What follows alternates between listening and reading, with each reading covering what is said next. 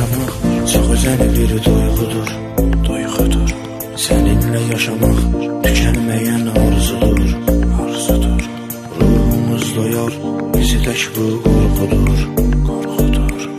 Çok sevenler niye bir gün ayrılır?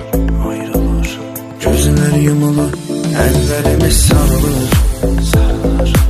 Sanki bir tilisimler kırılır. İçimizde dəfn olmuş arzular. Cana gelir, hamısı bir ayılır. Sayende senin yüzüm gülür her gün. Sayende senin gözüm gülür her gün. Keçirinler hara baxıram sen. Doymuram sana, ne güzel mənzərəsən. Sen benim ömrüme açılan pəncərəsən. Sen ürəyəsən, ne güzel mənzərəsən. Dünyanı gəzim, yeni vətənim sənsən.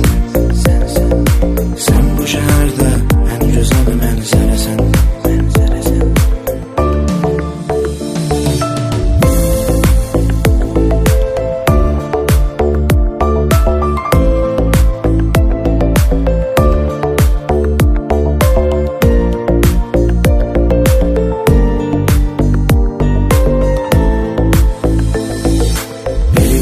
Sen bizi kıskanan herkesin Birbirimizin bize güzel hediyesi Biz birbirimizin bize güzel müjdesi Gel çıxar gedək heç kim olmayan yerlere Gözler yumulur, ellerimiz sarılır Sanki bir tilisimler kırılır İçimizde dəfn olmuş arzular. Cana gelir, hamısı bir ayılır. Sayende senin yüzüm gülür her gün.